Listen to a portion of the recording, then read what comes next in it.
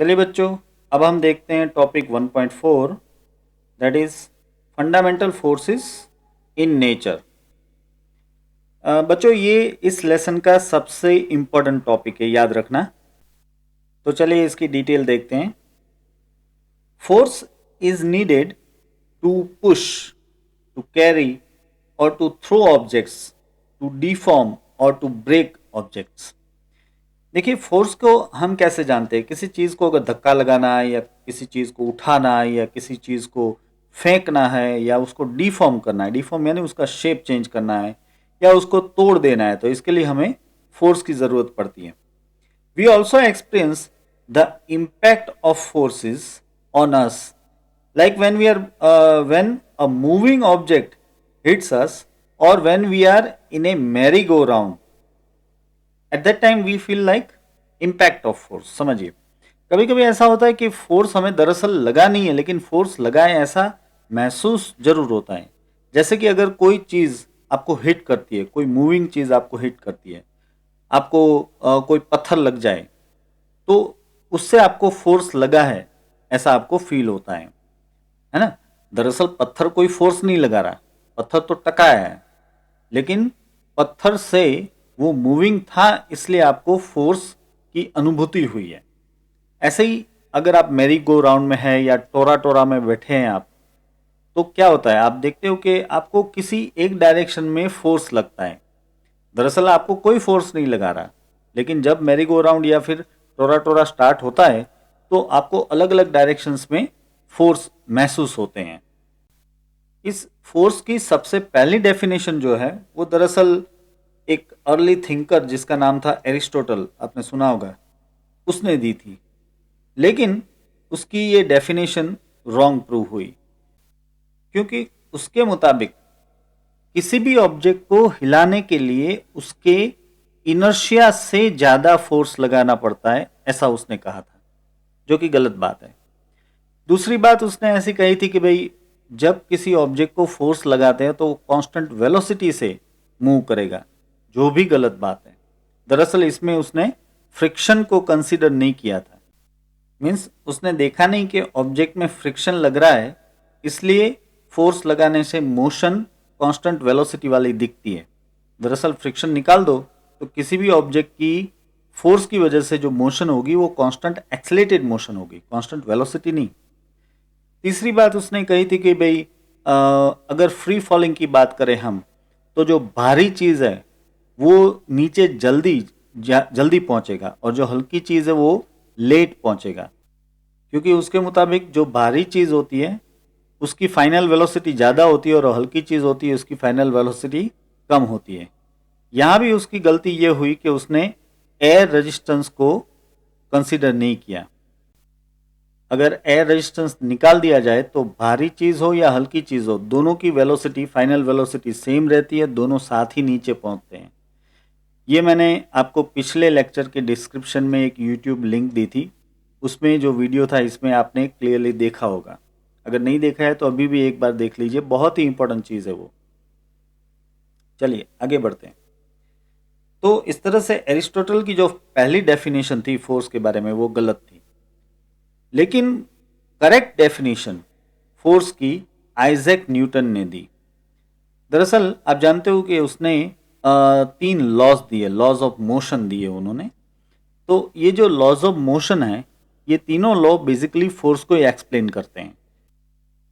इसके अलावा न्यूटन ने ही ग्रेविटेशनल फोर्स के बारे में भी समझाया। उसने देखा कि किसी भी दो ऑब्जेक्ट के बीच में हमेशा किसी तरह का अट्रैक्शन फोर्स लगता रहता है, जिसको कहते हैं ग्रेविटेशनल फोर्स। तो ये जो ग्रेविटेशनल फोर्स है वो न्यूटन ने बड़े अच्छे से समझाए। उसके लिए उसने फोर्स का इक्वेशन भी दिया, आपने देखा ही होगा, F is equal to G m1m2 upon R square. तो इस तरह से कोई भी दो बॉडीज जिसका मास सपोज के m1 m2 हो, तो इन दोनों के बीच में कितना ग्रेविटेशनल फोर्स लगता है, इसके बारे में न्यूटन ने बड़े अच्छे से समझाया हुआ है। इस ग्रेविटेशनल फोर्स के बारे में अब थोड़ी देर में अभी देखने वाले हैं हम। चलिए आगे बढ़ते हैं। In the macroscopic world, besides the gravitational force, we encounter several kinds of forces like muscular force, contact forces between bodies, friction, which is also due to contact force parallel to the surface in contact, the force is exerted by compressed or elongated springs and taut springs and ropes. That means the tensed springs and ropes. The force of buoyancy and viscous force when the solids are in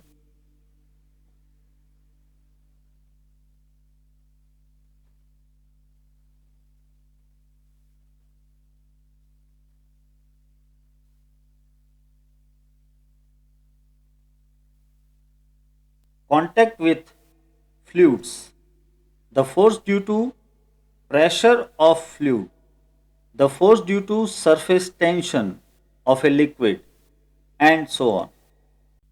देखिए macroscopic world में यानी कि हमारे आसपास का जो भी world है इसमें हम डिफरेंट टाइप के फोर्सेस देखते रहते हैं, जैसे कि मस्कुलर फोर्स हो गया, जैसे कि किसी सरफेस के साथ कांटेक्ट की वजह से कांटेक्ट फोर्स प्रोड्यूस होता है, ऐसे ही फ्रिक्शन फोर्स हो गया, कोई एक कबोर्ड है अगर उसको आपको हटाना है तो आपको उसमें फ्रिक्शन का सामना करना पड़ेगा। ऐसे ही स्प्रिंग में रिस्टोरिंग फोर्स पैदा होता है, रबर बैंड में रिस्टोरिंग फोर्स पैदा होता है। अगर आप स्प्रिंग को खींचे या उसे कंप्रेस करें तो वो रिस्टोरिंग फोर्स आपको अप्लाई करता है ना। इसी तरह से अगर आप स्ट्रिंग को या किसी रोप को खींचते हो तो उसमें भी एक तरह का टेंशन प्रोड्यूस होता है। वैसा ही अगर देखा जाए तो बॉयंस फोर्स भी आपने देखा है, बॉयंसी की वजह से जो बॉयंट फोर्स प्रोड्यूस होता है जिसकी वजह से कोई भी ऑब्जेक्ट पानी में या किसी भी लिक्विड में तैर पाता है उसको कहते हैं बॉयंट फोर्स, ये भी आपने देखा है। फिर आप ले लो जैसे कि विस्कियस फोर्स। विस्कियस फोर्स यानी क्या कि जैसे कि मैं आपको एग्जांपल दूं, एक बाल्टी में पानी भरा है और उस पानी में आप हाथ हिलाते हो, अंदर पानी में हाथ डाल के हिलाते हो और सोचो कि एक बाल्टी हनी से भरी हुई है और हनी से भरी इस बाल्टी में आप हाथ हिलाते हो, क्या महसूस होगा आपको? ऑब्वियसली हनी से भरी हुई बाल्टी में हाथ आप बड़ी मुश्किल से हिला पाओगे। क्यों? क्योंकि एक तरह का रेजिस्टिव फोर्स प्रोड्यूस होता है उसमें, वही है विस्कियस फोर्स। वैसे पानी में भी विस्कियस फोर्स प्रोड्यूस होता है लेकिन उसकी अमाउंट कम है, जबकि हनी में विस्कियस फोर्स ज़्यादा प्रोड्यूस होता है। ये विस्कियस फोर्स इसलिए प्रोड्यूस होता है क्योंकि दरअसल जो लिक्विड है वो सॉलिड के साथ चिपकने की एक टेंडेंसी रखता है। अगर चिपकने की टेंडेंसी ज़्यादा है तो विस्कियस फोर्स ज़्यादा है, अगर चिपकने की टेंडेंसी कम है या बिल्कुल नहीं है तो विस्कियस फोर्स बहुत कम होगा। जैसे कि मर्क्यूरी जो है, मर्क्यूरी की चिपकने की टेंडेंसी बिल्कुल नहीं है, तो मर्क्यूरी में अगर आप हाथ हिलाओ तो आपको ये विस्कोसिटी फील नहीं होगी, ये विस्कियस फोर्स आपको फील नहीं होगा। इसी तरह से प्रेशर प्रोड्यूस होता है फ्लूइड में, तो प्रेशर भी एक तरह से फोर्स ही है ना, force per unit area is pressure. तो ये जो प्रेशर प्रोड्यूस होता है फ्लूइड में वो भी एक तरह का फोर्स है। सरफेस टेंशन प्रोड्यूस होता है किसी भी लिक्विड में, वो भी एक तरह का फोर्स है। सरफेस टेंशन आप जानते हो ना, जिस वजह से मच्छर या ऐसे दूसरे स्मॉल इंसेक्ट्स वो पानी के ऊपर तैर पाते हैं, वो दरअसल इसकी वजह से ही, सरफेस टेंशन की वजह से। आगे देखते हैं। There are also forces involving charge and magnetic bodies. इसके अलावा चार्ज और मैग्नेटिक बॉडी के बीच में फोर्स लगता है, जैसे कि दो चार्ज है तो उनके बीच में फोर्स लगता है, दो मैग्नेट्स है तो उनके बीच में भी फोर्स लगता है। तो ये भी एक तरह से फोर्स है जो कि हम मैक्रोस्कोपिक वर्ल्ड में देखते हैं। In microscopic domain we have electric and magnetic forces, nuclear forces involving proton and neutrons, interatomic and intermolecular forces etcetera. अच्छा, माइक्रोस्कोपिक वर्ल्ड की अगर बात करें या माइक्रोस्कोपिक डोमेन की अगर हम बात करें तो इसमें इलेक्ट्रिक और मैग्नेटिक फोर्स तो है। इलेक्ट्रिक और मैग्नेटिक फोर्स तो दोनों में रहेंगे, आपको मैक्रोस्कोपिक में भी दिख जाते हैं और माइक्रोस्कोपिक में भी दिखते हैं। माइक्रोस्कोपिक में इसलिए कि प्रोटॉन इलेक्ट्रॉन है तो ऑब्वियसली इन दोनों के बीच में इलेक्ट्रिक फोर्स लगेगा। वैसे ही जब इलेक्ट्रॉन घूमता है, न्यूक्लियस के आसपास इलेक्ट्रॉन घूमता है तो उससे एक मैग्नेटिक डाइपोल मोमेंट प्रोड्यूस होती है। एक तरह से कहें कि भाई एक मैग्नेटिक फील्ड प्रोड्यूस होता है। तो उसकी वजह से भी मैग्नेटिक फोर्स लगते हैं। अच्छा, इसके अलावा देखा जाए तो न्यूक्लियर फोर्सेस भी हैं जिसके बारे में अभी हम पढ़ने वाले हैं, जो कि प्रोटॉन और न्यूट्रॉन के बीच में लगता है। आप सोचिए, प्रोटॉन और न्यूट्रॉन के बीच में एक फोर्स लगता है जिसके बारे में अभी हम पढ़ने वाले हैं। ऐसे ही इंटर एटमिक और इंटर मॉलिक्यूलर फोर्सेस भी हैं।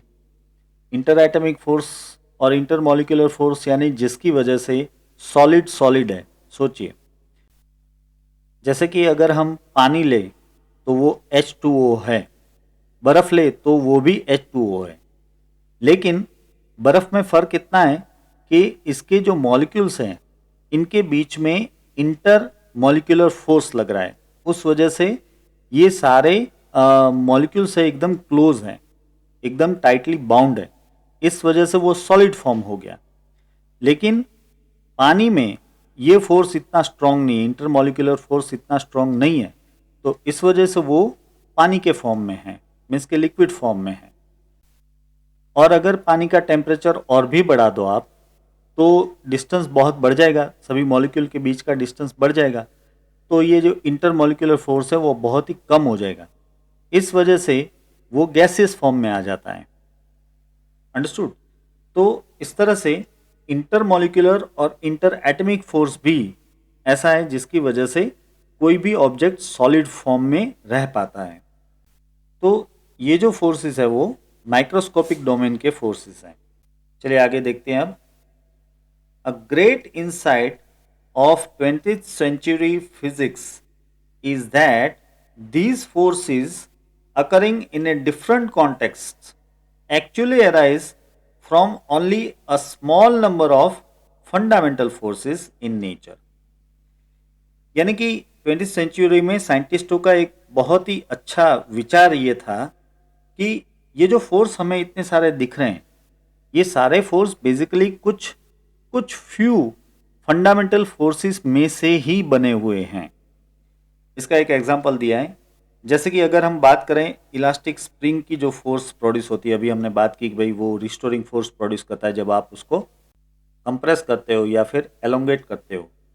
तब दरअसल उसके माइक्रोस्कोपिक लेवल पे जो एटम्स और मॉलिक्यूल्स हैं वो अपने नेबरिंग एटम और मॉलिक्यूल के साथ इलेक्ट्रोमैग्नेटिक फोर्स प्रोड्यूस करते हैं। देखिए यहाँ पे लिखा हुआ है कि arises due to the net attraction or repulsion between the neighboring atoms of the spring when the spring is elongated or compressed. This net attraction or repulsion can be traced to the unbalanced sum of electric forces between the charge constituents of the atoms। तो ये समझाया कि दरअसल ये जो spring को आप compress करते हो या फिर एलोंगेट करते हो तब जो वो रिस्टोरिंग फोर्स पैदा करती है, उसके पीछे का बेसिक रीजन क्या है कि उसके एटॉमिक लेवल पे जो एटम्स है, नेबरिंग एटम्स है, उसके साथ वो अट्रैक्शन या रिपल्जन प्रोड्यूस करता है। और इसकी वजह क्या है कि हर एक एटम के अंदर दरअसल as a constituent particle proton पड़ा है जो कि पॉजिटिवली चार्ज है, इलेक्ट्रॉन पड़ा है जो कि नेगेटिवली चार्ज है। तो समझने वाली बात यह है कि स्प्रिंग में ये जो फोर्स प्रोड्यूस हो रहा है उसके बेस में फंडामेंटल फोर्स कौन है? Electric force. अब आगे, in principle this means that the laws for derived forces such as spring force और friction force are not independent of the laws of fundamental forces in nature. भाई इसका सीधा सा मतलब ये होता है कि ये डिराइव्ड फोर्सेस, जैसे कि अभी हमने बात की, तो स्प्रिंग का जो फोर्स है वो कैसा कैसा हो गया? डिराइव्ड फोर्स हो गया। उसका फंडामेंटल फोर्स कौन है? इलेक्ट्रिक फोर्स है। तो हम आराम से कह सकते हैं कि भाई डिराइव्ड फोर्स के जो भी लॉज हैं वही लॉज इसके फंडामेंटल फोर्स के भी होंगे। यानी कि यहाँ पे जो एग्जांपल दिया है उसके मुताबिक जो लॉज इलेक्ट्रिक फोर्स के होंगे वही लॉज स्प्रिंग के रिस्टोरिंग फोर्स के भी होने चाहिए। राइट? ये तो बड़ी ऑब्वियस सी बात है। At the present stage of our understanding we know 4 fundamental forces in nature. यानी कि आज हम 4 फंडामेंटल फोर्सेस है ऐसा जानते हैं पूरे नेचर में। पूरे नेचर में सिर्फ 4 फंडामेंटल फोर्सेस है और उसी फोर्सेस की वजह से आपको दूसरे अलग अलग तरह के फोर्सेस दिख रहे हैं, चाहे वो विस्कियस फोर्स हो, चाहे वो स्प्रिंग का रिस्टोरिंग फोर्स हो, चाहे वो सरफेस टेंशन हो, चाहे वो बॉइंट फोर्स हो, जो भी हो, ये सभी फोर्सेस बेसिकली 4 फंडामेंटल फोर्सेस से बने हुए हैं। तो अब हम ये फंडामेंटल फोर्सेस पढ़ने वाले हैं। इसमें सबसे पहला जो है वो हम देखेंगे ग्रेविटेशनल फोर्स। तो चलिए शुरू करते हैं अभी ग्रेविटेशनल फोर्स के बारे में। Topic 1.4.1 that is gravitational force. The gravitational force is a force of mutual attraction between the two objects, any two objects, by virtue of their masses. देखिए यहाँ पे ग्रेविटेशनल फोर्स की 2 प्रॉपर्टी आपको मिल रही है। नंबर 1 कि ग्रेविटेशनल फोर्स कैसा है, अट्रैक्टिव टाइप का है। दूसरा, it applies between any two objects by virtue of their masses, यानी कि जिसके पास मास है ऐसे कोई भी 2 ऑब्जेक्ट के बीच में ये ग्रेविटेशनल फोर्स लगेगा। तीसरी प्रॉपर्टी मिल रही है आपको, it is a universal force. ये यूनिवर्सल फोर्स है। देखिए बच्चों, सभी फोर्स यूनिवर्सल नहीं होते हैं, बहुत कम फोर्सेस हैं जो कि यूनिवर्सल होते हैं। ग्रेविटेशनल फोर्स ऐसा ही है। इसका मतलब क्या हुआ कि ये फोर्स आपको हर एक जगह पे लगता हुआ मिलेगा, इसलिए इसको कहते हैं universal force. Every object experiences force due to every other object in the universe. देखिए, कोई भी 2 ऑब्जेक्ट एक दूसरे के बीच में ग्रेविटेशनल फोर्स फील करते हैं। जैसे कि अगर आपके आसपास कोई टेबल है तो टेबल का भी मास है, आपका भी मास है, तो आपको टेबल की ओर और टेबल को आपकी ओर ग्रेविटेशनल फोर्स लगेगा। ये अट्रैक्टिव टाइप का है। लेकिन डे टू डे लाइफ में हम ये फोर्स फील नहीं करते क्योंकि इसकी अमाउंट बहुत ही कम होती है, बहुत ही कम, इसलिए हमें ये फील नहीं हो पाता है, लेकिन फोर्स लगता है। All objects on the earth for example experience the force of gravity due to earth. देखिए, जो ग्रेविटी हम फील करते हैं और हर एक चीज़ जो फील करती है अर्थ के ऊपर, वो बेसिकली अर्थ की वजह से हमें और दूसरी चीज़ों को लगने वाला ग्रेविटेशनल फोर्स ही है। In particular, gravity governs the motion of moon and artificial satellite around the earth, motion of earth and planets around sun, and of course the motion of bodies falling on the earth. देखिए, gravitational force पूरे universe में फैला हुआ है, इसलिए gravitational force ही है जिसकी वजह से मून हमारे आसपास यानी कि अर्थ के आसपास घूमता रहता है, या फिर हम जो आर्टिफिशियल सैटेलाइट छोड़ते हैं वो भी हमारे अर्थ के ग्रेविटेशनल फोर्स की वजह से आसपास घूमता रहता है। मीन्स बेसिकली जब कोई चीज़ अर्थ के आसपास घूमती है तो उसको सेंट्रीफ्यूगल फोर्स प्रोड्यूस होता है जो उसको बाहर की ओर फेंकने की कोशिश करता है। लेकिन ये जो ग्रेविटेशनल फोर्स है अर्थ का, वो उसको अंदर की ओर खींच के रखता है। इस वजह से मून और जो भी आर्टिफिशियल सैटेलाइट हम छोड़ते हैं ये सारे हमारे अर्थ के आसपास घूमते रहते हैं। इसी तरह से सन के आसपास अर्थ और दूसरे प्लैनेट जो घूम रहे हैं उसके पीछे भी ग्रेविटेशनल फोर्स रिस्पॉन्सिबल है। इतना ही नहीं, अर्थ के ऊपर जो भी फॉलिंग ऑब्जेक्ट्स हैं जैसे कि एस्ट्रॉयड हैं, तो ये भी ग्रेविटेशनल फोर्स की वजह से हैं। आगे देखते हैं। It plays a key role in the large scale phenomena of the universe such as formation and evolution of stars, galaxies and galactic clusters. देखिए, पूरे यूनिवर्स में जो बड़े बड़े फिनोमिना है, लार्ज स्केल फिनोमिना है, जैसे कि यूनिवर्स का फॉर्मेशन, या फिर कहें कि स्टार्स का फॉर्मेशन, गैलेक्सीज का फॉर्मेशन, या क्लस्टर्स आप ले लीजिए, गैलेक्टिक क्लस्टर्स होते हैं, तो इन सभी के पीछे बेसिकली ग्रेविटेशनल फोर्स ही रिस्पॉन्सिबल है। अगर ग्रेविटेशनल फोर्स नहीं होता तो शायद इस तरह से गैलेक्सीज या इस तरह से सोलर सिस्टम हमारी जो है वो ये सब कुछ नहीं बन पाया होता। ग्रेविटेशनल फोर्स की एक इम्पॉर्टेंट प्रॉपर्टी यहाँ पे लिख लेते हैं, दैट इट इज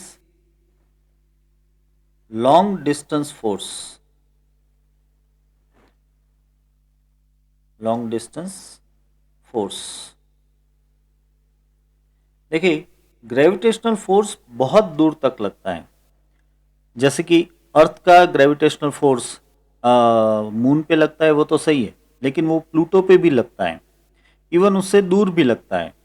आप दूसरी गैलेक्सी का कोई भी एक ऑब्जेक्ट उठा लो तो उसमें भी अर्थ का ग्रेविटेशनल फोर्स लग रहा होगा, दूसरे प्लैनेट्स का भी ग्रेविटेशनल फोर्स वहां पे लग रहा होगा, सन का भी ग्रेविटेशनल फोर्स वहां पे दूसरी गैलेक्सी के किसी ऑब्जेक्ट में लग रहा होगा। कहने का मतलब ये है कि ग्रेविटेशनल फोर्स बहुत दूर तक लगता है। हाँ, जैसे जैसे डिस्टेंस बढ़ता जाता है वैसे वैसे ग्रेविटेशनल फोर्स की इंटेंसिटी कम होती जाती है, ये सही बात है, लेकिन फोर्स लगता जरूर है। तो gravitational force is a long distance force. हर एक फोर्स लॉन्ग डिस्टेंस फोर्स नहीं होते हैं। कई फोर्सेस ऐसे हैं जो कि बहुत ही शॉर्ट डिस्टेंस तक लगते हैं, उसके बाद ऑलमोस्ट जीरो हो जाते हैं, जबकि ग्रेविटेशनल फोर्स वो लॉन्ग डिस्टेंस फोर्स है। आप जानते हो कि अर्थ और मून का डिस्टेंस कितना ज़्यादा है, फिर भी अर्थ मून को ग्रेविटेशनल फोर्स लगा पाता है। इवन आप सोचिए कि सन और प्लूटो का डिस्टेंस कितना ज़्यादा है। हम प्लूटो इवन टेलीस्कोप से भी बड़ी मुश्किल से देख पाते हैं, उतनी दूर प्लूटो के ऊपर सन का ग्रेविटेशनल फोर्स लग रहा है। तो याद रखिए कि gravitational force is a long distance force. चलिए अब देखते हैं आगे दूसरा फंडामेंटल फोर्स, जो कि है इलेक्ट्रोमैग्नेटिक फोर्स। यह है electromagnetic force. Electromagnetic force is a force between charge particles. In a simpler case, when the charges are at rest, the force is given by Coulomb's law. It's attractive for unlike charges and repulsive for like charges. यानी कि electromagnetic force जो है वो basically दो charge particle के बीच में लगने वाला फोर्स है। और अगर हम ऐसा लें कि पार्टिकल एट रेस्ट है, पार्टिकल मोशन में नहीं है, तो कूलम्स लॉ से दोनों चार्ज पार्टिकल के बीच में लगने वाला फोर्स आप कैलकुलेट कर सकते हो। देखिए कूलम्स लॉ अभी 12th स्टैंडर्ड में आएगा, इसलिए आप अभी इसका सिर्फ नाम याद रखिए। और वैसे आप जानते ही हो कि अगर अनलाइक चार्जेस है तो दोनों के बीच में अट्रैक्शन होगा, और अगर लाइक चार्जेस है तो दोनों के बीच में रिपल्सन होता है। अगर चार्ज मोशन में है तो बात थोड़ी सी अलग होती है, क्योंकि जब चार्ज मोशन में है तब करंट प्रोड्यूस होता है, और अगर करंट प्रोड्यूस हो रहा है तो उसके आसपास मैग्नेटिक फील्ड भी प्रोड्यूस होता है। वैसे ये बात 12th स्टैंडर्ड में आती है, लेकिन अभी आप इसको याद रखिए। अच्छा, अब ये जो मैग्नेटिक फील्ड प्रोड्यूस हुआ है, वो मैग्नेटिक फील्ड मूविंग चार्ज को वापस फोर्स अप्लाई करता है। समझ आ रहा है? तो दरअसल आप समझ रहे हो कि मूविंग चार्ज से करंट प्रोड्यूस हुआ तो वो इलेक्ट्रिकल बात हो गई, फिर उसके बाद उसमें से मैग्नेटिक फील्ड प्रोड्यूस हुआ तो वो मैग्नेटिक बात हो गई। लेकिन ये जो मैग्नेटिक फील्ड प्रोड्यूस हुआ वो उसी मूविंग चार्ज को वापस फोर्स लगाता है, तो ये वापस एक इलेक्ट्रिकल बात हो गई। तो इस तरह से आप देख पा रहे हो कि इलेक्ट्रिकल और मैग्नेटिक इफेक्ट एक दूसरे से जुड़ी हुई है, आप इसको कभी अलग नहीं कर सकते। इसीलिए इसमें लगने वाला फोर्स, उसको हम सिर्फ इलेक्ट्रिक फोर्स या सिर्फ मैग्नेटिक फोर्स नहीं बोल सकते, हमें उसे कंबाइंड बोलना पड़ता है, इलेक्ट्रोमैग्नेटिक फोर्स। चलिए, charges in motion produces magnetic effects and a magnetic field give rise to force on a moving charge. Electric and magnetic effects are in general inseparable. Hence, the name electromagnetic force is there. Now, next is, like the gravitational force, electromagnetic force acts over a large distances and does not need any intervening medium. यानी gravitational force की तरह ही electromagnetic force भी large distance force है या कहें कि long distance force है। हमने यहाँ पे लिखा हुआ है कि gravitational force long distance force है, इसी तरह से ये भी लॉन्ग डिस्टेंस फोर्स ही है। यानी कि दो चार्जेस के बीच में फोर्स बहुत दूर तक लग सकता है। ऐसे ही दो मैग्नेटिक पोल के बीच में फोर्स बहुत दूर तक लग सकता है, यानी कि ये लार्ज डिस्टेंस फोर्स है। वैसे जैसे डिस्टेंस बढ़ता जाता है वैसे वैसे इलेक्ट्रोमैग्नेटिक फोर्स की इंटेंसिटी रैपिडली कम होती जाती है, ये बात सही है, लेकिन फोर्स जीरो नहीं हो जाता। दूसरी बात कि इसको किसी मीडियम की ज़रूरत नहीं है, ये बिना मीडियम के भी ये फोर्स अप्लाई होता है। यानी कि अगर आप दो चार्जेस के बीच में वैक्यूम रखे तो भी दोनों चार्जेस को फोर्स लगेगा, इलेक्ट्रोमैग्नेटिक फोर्स लगेगा। अगर आप दो चार्जेस के बीच में कुछ मीडियम रख दीजिए फिर भी दोनों को इलेक्ट्रोमैग्नेटिक फोर्स तो लगेगा ही। यानी कि दोनों के बीच में इंटरवेनिंग मीडियम की इसको कोई ज़रूरत नहीं है। लेकिन साथ में ये बता दूं, जो कि यहाँ पे टेक्स्ट बुक में दिया नहीं है, कि अगर दोनों चार्जेस के बीच में आप मीडियम बदलते हो तो हर एक मीडियम के लिए फोर्स अलग अलग लगेगा सही, लेकिन फोर्स की वैल्यू मीडियम के ऊपर डिपेंड करेगी। ऐसे ही अगर दो मैग्नेटिक पोल है और दोनों के बीच में आप मीडियम को बदलते हो तो दोनों के बीच में लगने वाला फोर्स वो मीडियम के ऊपर डिपेंड करेगा। अब दोनों बातों को अलग से समझना है। यहाँ पे ऐसा कहा गया है कि it does not need intervening medium, यानी कि इसको इस फोर्स को लगने के लिए, इलेक्ट्रोमैग्नेटिक फोर्स को लगने के लिए मीडियम चाहिए नहीं। लेकिन हाँ, अगर मीडियम बदलते हो तो फोर्स की वैल्यू बदलेगी।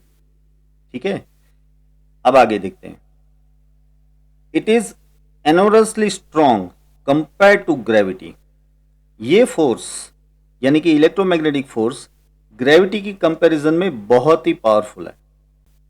The electric force between two protons for example is 10⁻36 times than the gravitational force between them at any fixed distance। यानी कि आप दो प्रोटॉन को किसी भी एक फिक्स डिस्टेंस के ऊपर ले लीजिए। अब इन दोनों में मास तो है ही, तो दोनों के बीच में ग्रेविटेशनल फोर्स लगेगा और दोनों में चार्ज भी है, इसलिए दोनों के बीच में इलेक्ट्रोमैग्नेटिक फोर्स लगेगा जो कि रिपल्सिव होगा। ग्रेविटेशनल अट्रैक्टिव होगा और ये जो इलेक्ट्रोमैग्नेटिक फोर्स लगेगा वो रिपल्सिव होगा।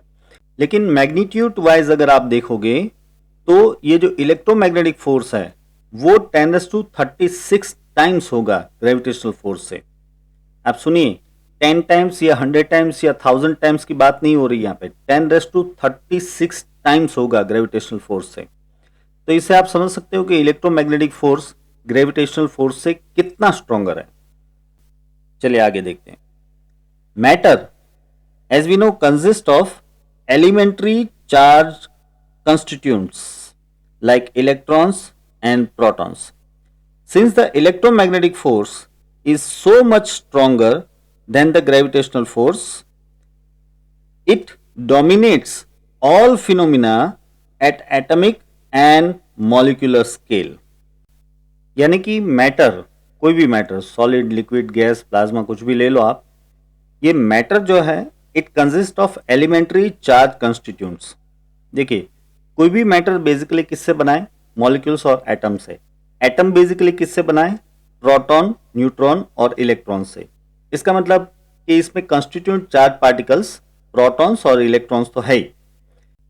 अब क्योंकि इलेक्ट्रोमैग्नेटिक फोर्स वो ग्रेविटेशनल फोर्स से बहुत ही ज्यादा स्ट्रॉन्ग है, इसलिए एटॉमिक और मॉलिक्यूलर लेवल पे जो कुछ भी बनता है उसमें ये फोर्स यानी कि इलेक्ट्रोमैग्नेटिक फोर्स डोमिनेंट होता है। समझिए, ऑब्वियसली भाई, अगर आप प्रोटॉन और इलेक्ट्रॉन के बीच में लगने वाले फोर्सेस की बात कर रहे हो तो इसमें इलेक्ट्रोमैग्नेटिक फोर्स बहुत ज्यादा होगा। अगर आप दो आयंस के बीच में लगने वाले फोर्स की बात करें तो इसमें भी इलेक्ट्रोमैग्नेटिक फोर्स बहुत ज्यादा होगा ग्रेविटेशनल फोर्स से। तो इसका मतलब एटॉमिक और मॉलिक्यूलर लेवल पे ये जो फोर्स है इलेक्ट्रोमैग्नेटिक फोर्स वही डोमिनेंट रहेगा ग्रेविटेशनल फोर्स की कंपैरिजन में। Thus, it is mainly the electromagnetic force that governs the structure of atoms and molecules, the dynamics of chemical reactions, and mechanical, thermal, and other properties of material. It underlies the macroscopic forces like tension, friction, normal force, spring force, etc. देखिए कितनी बड़ी बात है ये कह रहे हैं कि इलेक्ट्रोमैग्नेटिक फोर्स ही है जो कि एटॉमिक स्ट्रक्चर और मॉलिक्यूलर स्ट्रक्चर को बनाता है कि भाई एटम कैसा होगा, मॉलिक्यूल कैसा होगा, किस शेप का होगा, इसके बीच में कितना फोर्स लग रहा होगा, ये सब कुछ कौन डिसाइड करता है? ये इलेक्ट्रोमैग्नेटिक फोर्स डिसाइड करता है। इतना ही नहीं, केमिकल प्रोसेस जो चलती है, देखिए केमिकल प्रोसेस वैसे तो केमिस्ट्री के पॉइंट ऑफ व्यू से आप देखते हो, लेकिन दरअसल इसमें होता क्या है? कोई भी केमिकल प्रोसेस आप ले लो तो इसमें एटम्स का आइदर डिसोसिएशन होता है या तो एसोसिएशन होता है, और ये जो कुछ भी हो रहा है डिसोसिएशन या एसोसिएशन, वो बेसिकली उनके बीच में लगने वाले इलेक्ट्रोमैग्नेटिक फोर्सेस की वजह से हो रहा है। तो इसका मतलब ये हुआ कि पूरी जो केमिकल प्रोसेस का डायनेमिज्म है वो कौन डिसाइड करता है? वो डिसाइड करता है इलेक्ट्रोमैग्नेटिक फोर्स।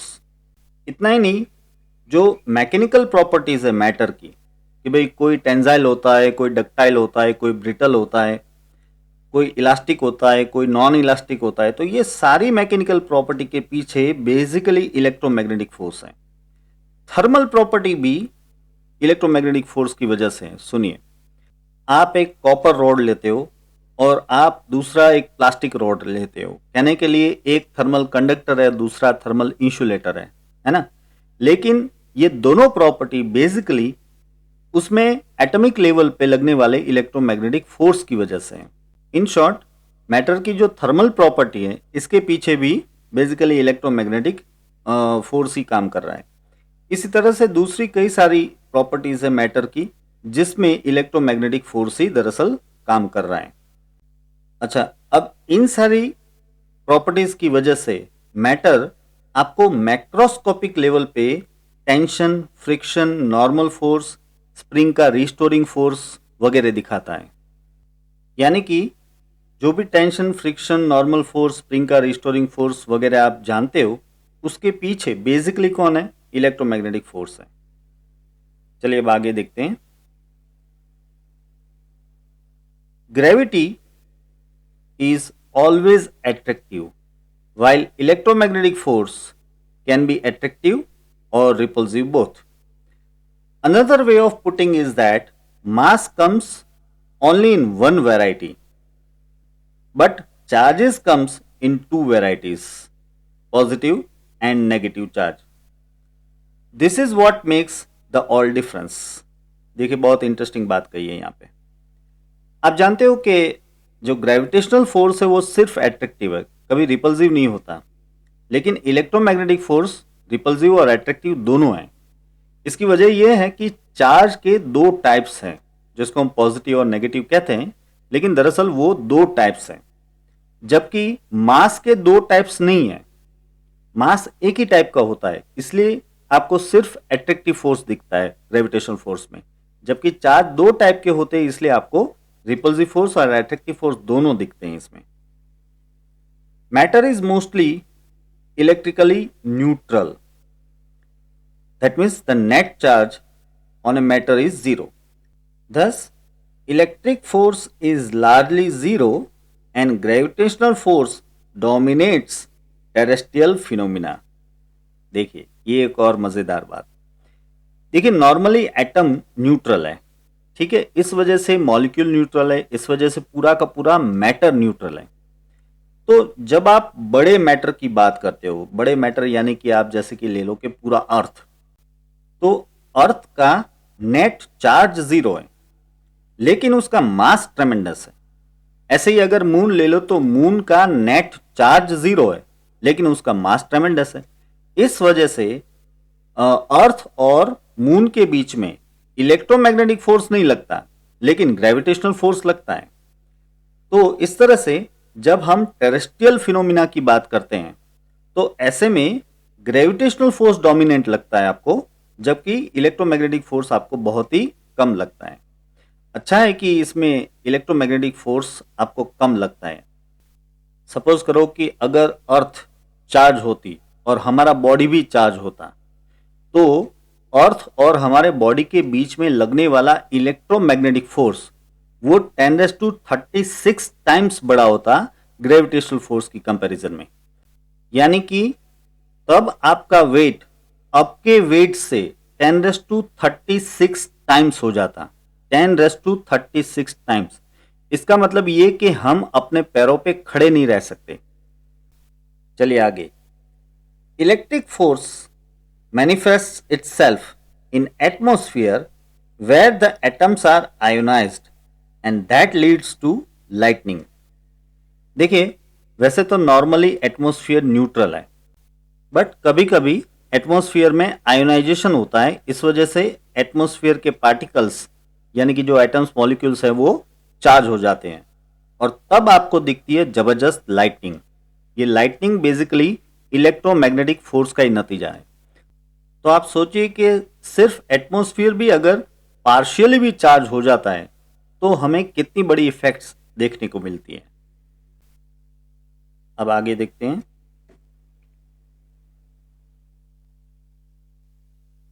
यहां पे इलेक्ट्रोमैग्नेटिक फोर्स की जो एनमरस स्ट्रेंथ है इसको समझाने के लिए एक और एग्जांपल दिया है। When we hold a book in our hand, we are balancing the gravitational force on the book due to the huge mass of earth by a normal force provided by our hand. The latter is, that means the normal force is nothing but the net electromagnetic force between the charge constituents of our hand and the book at the surface of its contact। समझिए, अगर आप हाथ पे एक book रख के उसको hold करते हो तो ऑब्वियस सी बात है कि उसके ऊपर अर्थ का ग्रेविटेशनल फोर्स लग रहा होगा जिसको हम वेट कहते हैं। अब उस वेट को कौन बैलेंस कर रहा है, कौन रोक रहा है? आपके हाथ की सरफेस पे से बुक की सरफेस पे ऊपर की ओर लगने वाला नॉर्मल फोर्स, इसे कांटेक्ट फोर्स भी बोलते हैं। ये नॉर्मल फोर्स या contact force basically electromagnetic force है। आपके हाथ की सरफेस और बुक की सरफेस दोनों के बीच में लगने वाला इलेक्ट्रोमैग्नेटिक रिपल्सिव फोर्स ही है नॉर्मल फोर्स। तो इसका मतलब क्या हुआ? इसका मतलब ये हुआ कि जो वेट है, ग्रेविटेशन की वजह से जो वेट है उसको बैलेंस कौन कर रहा है? आपके हाथ की सरफेस पे लगने वाला इलेक्ट्रोमैग्नेटिक फोर्स। तो आप सोचिए कि इतने बड़े ऑब्जेक्ट के ऊपर लगने वाला ग्रेविटेशनल फोर्स सिर्फ आपके हाथ की सरफेस से लगने वाले इलेक्ट्रोमैग्नेटिक फोर्स से बैलेंस हो गया। तो इसका मतलब कि इलेक्ट्रोमैग्नेटिक फोर्स कितना पावरफुल है, कितना स्ट्रांग है। अब आगे, if electromagnetic force were not intrinsically so much stronger than gravity, the hand of a strongest man would crumble under the weight of a feather. Indeed, to be consistent, in that circumstances, we ourselves would crumble under our own weight। देखिए क्या बात बताई है यहाँ पे। आपको कहा है कि अगर इलेक्ट्रोमैग्नेटिक फोर्स इतना पावरफुल नहीं होता, इतना स्ट्रांग नहीं होता, तो क्या होता है पता है? हमारे हाथ के ऊपर अगर फीदर भी रख दिया जाए तो वो फीदर भी हमारे हाथ को क्रम्बल कर देगा। क्यों? क्योंकि अभी हमारा हाथ सॉलिड फॉर्म में है और इसके अंदर ब्लड जो है वो लिक्विड फॉर्म में है, ठीक है। लेकिन ये जो सॉलिड फॉर्म है वो किस वजह से है? इलेक्ट्रोमैग्नेटिक फोर्स के बॉन्डिंग की वजह से। तो इलेक्ट्रोमैग्नेटिक फोर्स है जिसकी वजह से हमारे हाथ के मॉलिक्यूल्स, एटम्स वगैरह जुड़े हुए हैं। अगर इलेक्ट्रोमैग्नेटिक फोर्स इतना स्ट्रांग नहीं होता तो इवन फीदर के वेट से हमारे हाथ चकनाचूर हो जाते। समझो आप, फीदर का वेट भी हमारे लिए इतना काफी हो जाता कि हमारे हाथ पूरे पूरे एटम्स और मॉलिक्यूल में बिखर जाते, चकनाचूर हो जाते, क्रम्बल हो जाते। बट फॉर्चुनेट है कि इलेक्ट्रोमैग्नेटिक फोर्स काफी पावरफुल है, काफी स्ट्रॉन्गर है ग्रेविटेशनल फोर्स से, इसलिए हम हाथ में कुछ भी उठा सकते हैं। इतना ही नहीं, हम अपना पूरा वेट भी उठा सकते हैं। चलिए अब आगे देखते हैं। थर्ड, फंडामेंटल फोर्स और ये है स्ट्रॉन्ग न्यूक्लियर फोर्स। बच्चों, स्ट्रॉन्ग न्यूक्लियर फोर्स ये विश्व का सबसे पावरफुल फोर्स है। चलिए देखते हैं इसकी property. The strong nuclear force binds proton and neutrons in a nucleus. It is evident that without some attractive force, a nucleus will be unstable due to electric repulsion between protons. This attractive force cannot be gravitational since force of gravity is negligible compared to the electromagnetic force. A new basic force must therefore be invoked. देखिए समझते हैं। आप ये तो जानते हो कि nucleus proton और न्यूट्रॉन से बना है। अब न्यूक्लियस में जो प्रोटॉन्स है, ये प्रोटॉन्स तो सभी पॉजिटिव चार्ज है, तो इसका मतलब ये हुआ कि सभी प्रोटॉन्स को एक दूसरे से रिपल्जन लग रहा होगा। अब आप सोचिए कि अगर आप यूरेनियम न्यूक्लियस लेते हो तो उसका एटॉमिक नंबर है 92, यानी कि उसके अंदर 92 प्रोटॉन्स हैं और ये सारे 92 प्रोटॉन्स एक दूसरे से बहुत क्लोज पड़े हुए न्यूक्लियस के अंदर, तो इन सभी के बीच में इलेक्ट्रोमैग्नेटिक रिपल्सिव फोर्स लग रहा होगा। तो फिर ये न्यूक्लियस अपने आप टूट क्यों नहीं जाता? ये न्यूक्लियस तो बना पड़ा है ऐसे ही, ये टूटता क्यों नहीं? इसका मतलब ये हुआ कि जरूर इसमें कोई एक एट्रैक्टिव फोर्स भी लगता होना चाहिए और ये एट्रैक्टिव फोर्स इस इलेक्ट्रोमैग्नेटिक रिपल्सिव फोर्स से भी स्ट्रॉन्गर होना चाहिए। ऐसा साइंटिस्टों ने अनुमान निकाला और फिर इन्वोक किया एक नए बेसिक फोर्स को, मींस के एक नया बेसिक फोर्स इंट्रोड्यूस किया जिसका नाम है स्ट्रॉन्ग न्यूक्लियर फोर्स। ये स्ट्रॉन्ग न्यूक्लियर फोर्स दरअसल प्रोटॉन प्रोटॉन, प्रोटॉन न्यूट्रॉन और न्यूट्रॉन न्यूट्रॉन सभी के बीच में लगता है और वो एट्रैक्टिव है। सुनिए, प्रोटॉन प्रोटॉन के बीच में जो रिपल्सिव फोर्स लग रहा है, इलेक्ट्रोमैग्नेटिक रिपल्सिव फोर्स लग रहा है, वो तो लग ही रहा है, लेकिन प्रोटॉन प्रोटॉन के बीच में ये स्ट्रॉन्ग न्यूक्लियर फोर्स भी लगता है। प्रोटॉन न्यूट्रॉन के बीच में भी लगता है, न्यूट्रॉन न्यूट्रॉन के बीच में भी ये लगता है, और वो कैसा है? इलेक्ट्रोमैग्नेटिक फोर्स है। एक और बात देखिए, the strong nuclear force is strongest of all fundamental forces, about 100 times the electromagnetic force in strength. यानी कि स्ट्रॉन्ग न्यूक्लियर फोर्स वो इलेक्ट्रोमैग्नेटिक फोर्स से भी 100 टाइम्स स्ट्रॉन्गर है। It is charge independent and acts equally between proton and A proton, A neutron and A neutron and A proton and A neutron. देखिए, ये जो strong nuclear force है वो charge पे dependent ही नहीं है, इसलिए ये प्रोटॉन प्रोटॉन के बीच में, प्रोटॉन न्यूट्रॉन के बीच में और न्यूट्रॉन न्यूट्रॉन के बीच में सेम अमाउंट में लगता है। अब एक बहुत ही इंपॉर्टेंट बात, its range is however extremely small of about nuclear dimension, that is 10⁻⁻15 metre. लेकिन इस फोर्स की रेंज कितनी है? सिर्फ 10⁻⁻15 मीटर, यानी कि सिर्फ न्यूक्लियस के अंदर यह फोर्स लगता है। इसको थोड़ा और समझिए, अगर आप दो प्रोटॉन को 10⁻15 मीटर से ज्यादा नजदीक रखते हो तो ऐसे में यह स्ट्रॉन्ग न्यूक्लियर फोर्स लगेगा, जो कि उसमें लगने वाले रिपल्सिव फोर्स से 100 टाइम्स ज्यादा है। तो ऑब्वियस ही बात है, क्या होगा? दोनों प्रोटॉन चिपक के रहेंगे, है ना? लेकिन अगर आप दो प्रोटॉन को 10⁻15 मीटर से ज्यादा दूर ले गए तो ये स्ट्रॉन्ग न्यूक्लियर फोर्स लगना बंद हो जाएगा, लेकिन इलेक्ट्रोमैग्नेटिक फोर्स तो लग रहा होगा, क्योंकि इलेक्ट्रोमैग्नेटिक फोर्स तो लार्ज डिस्टेंस फोर्स है। तो जैसे ही आप 10⁻15 मीटर से ज्यादा दूर प्रोटॉन को ले जाते हो तो स्ट्रॉन्ग न्यूक्लियर फोर्स बंद हो गया और इलेक्ट्रोमैग्नेटिक रिपल्सिव फोर्स लग रहा है, इसलिए आपको रिजल्टेंट क्या दिखेगा? सिर्फ रिपल्सन। तो इस तरह से स्ट्रॉन्ग न्यूक्लियर फोर्स ये दुनिया का सबसे पावरफुल फोर्स है, सबसे स्ट्रॉन्ग फोर्स है, लेकिन इसकी रेंज बहुत ही छोटी है, जस्ट 10⁻15 मीटर। आगे देखते हैं। It is responsible for stability of nucleus. The electron, it must be noted, does not experience this force. देखिए, दो बातें। एक तो ये कि न्यूक्लियस की स्टेबिलिटी के पीछे ये स्ट्रॉन्ग न्यूक्लियर फोर्स ही रिस्पॉन्सिबल है। भाई सीधी सी बात है, मैंने यूरेनियम का एग्जांपल दिया आपको। यूरेनियम के न्यूक्लियस में 92 प्रोटॉन पड़े हैं, उसको दरअसल रिपल्जन लगना चाहिए, फिर भी न्यूक्लियस बना पड़ा है ऐसे ही, यानी कि स्टेबल है। तो क्यों स्टेबल है? क्योंकि सभी प्रोटॉन 10⁻⁻15 मीटर से ज्यादा नजदीक है, इसलिए सभी प्रोटॉन्स के बीच में ये स्ट्रॉन्ग न्यूक्लियर फोर्स लग रहा है। साथ ही साथ न्यूट्रॉन भी बहुत सारे हैं इसमें, तो न्यूट्रॉन भी प्रोटॉन को अट्रैक्ट कराए, न्यूट्रॉन दूसरे न्यूट्रॉन को भी अट्रैक्ट कराए, और प्रोटॉन प्रोटॉन को भी अट्रैक्ट कराए स्ट्रॉन्ग न्यूक्लियर फोर्स से।